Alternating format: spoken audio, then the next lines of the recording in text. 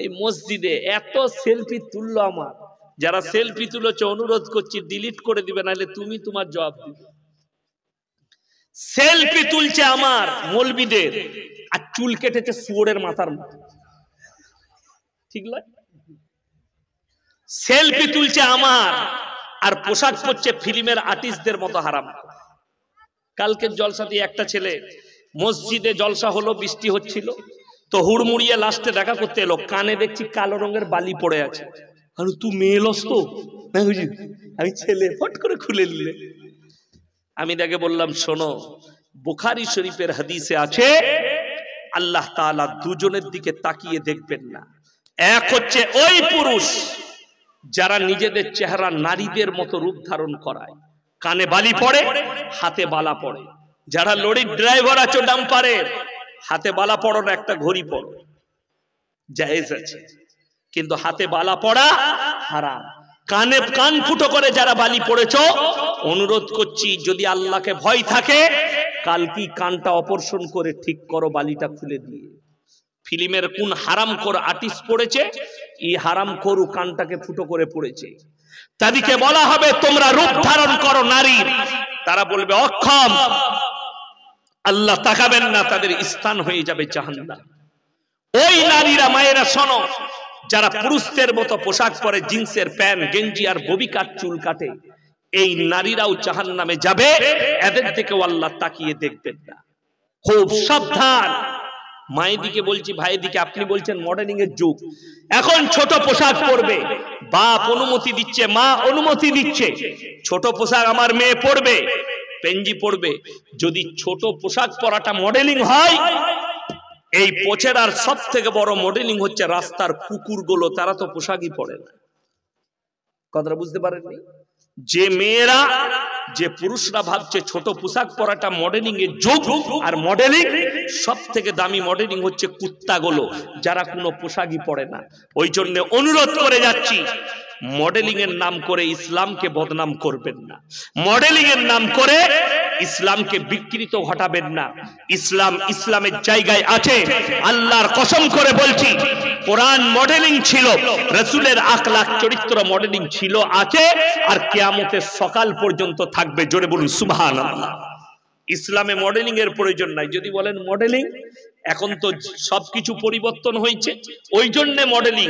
আপনাকে বলে দিই, কোরআনে আছে ওয়ালা তাকরাবুজ জিনা ইন্নাহু কানা ফাহিশা ওয়া সাআ সাবিলা। ব্যভিচার করা তো দূরের কথা, যে রাস্তায় ব্যভিচার হয় ওই রাস্তার ধারে পাশে তোমরা যাতায়াত করবে না।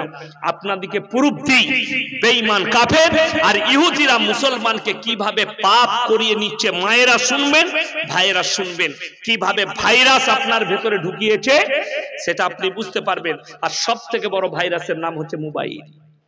কি বললাম? মোবাইল হচ্ছে সব থেকে দামি ভাইরাস। তারা কি করেছে শুনেলেন?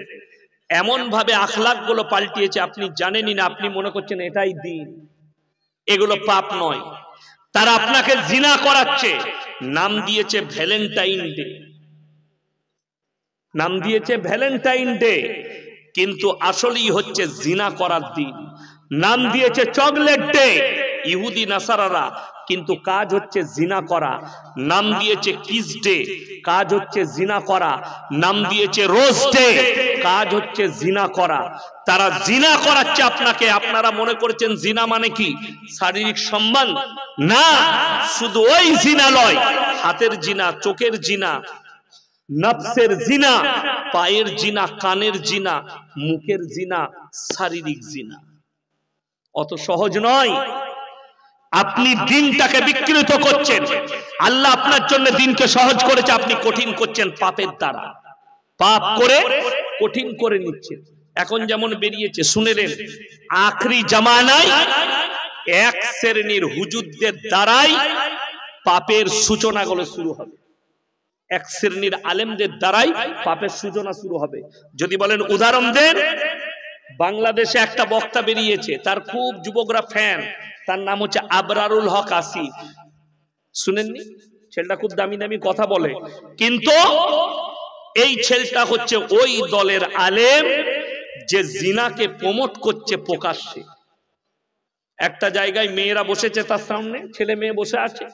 মেয়েগুলো যদিও বোরকা পরে, অনেক মেয়ের মুখ খোলা, মাইকটা নিয়ে বলছে, রাস্তায় যদি বাজারে কোনো মেয়েকে দেখো আর তোমার যদি মনে হয় মেয়েটা খুব সুন্দর, পছন্দ হয়, জাস্ট জানবে ওই মেয়েটাই তোমার জন্য ঠিক। আমি উত্তর দিয়েছি, যদি বাজারে তোর মাটাকে আমি দেখতে পাই আর যদি মনে হয় এটাই আমার জন্য ঠিক, তোর মায়ের সাথে আমার বিয়ে দিবি? কথাটা বুঝতে পারেননি?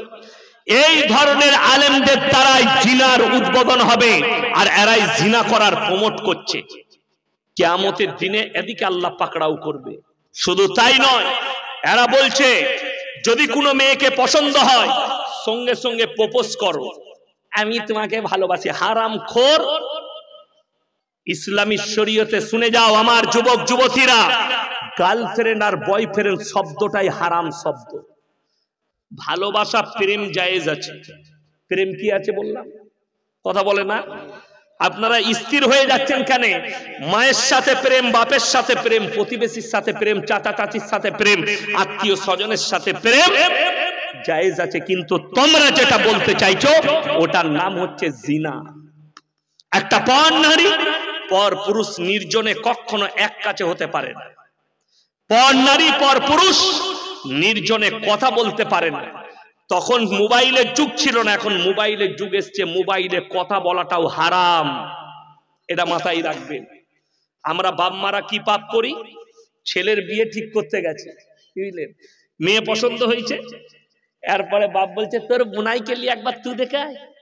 চলে গেছে বুনাইকে নিয়ে দেখতে, নিয়ে একটা মোবাইল কিনে নিয়ে গেছে, এটা তোমার লেগে গিফট এনেছি। ও লিয়ে লিলে হারাম কর সিম ভরিয়ে দিয়েছে, কি বুঝলেন? রাতের বেলায় চালু করে দেখছে সিম ভরা আছে, আর ওর নম্বরটা প্রথমেই লোড করে রেখেছে, ফোন লাগাইছে,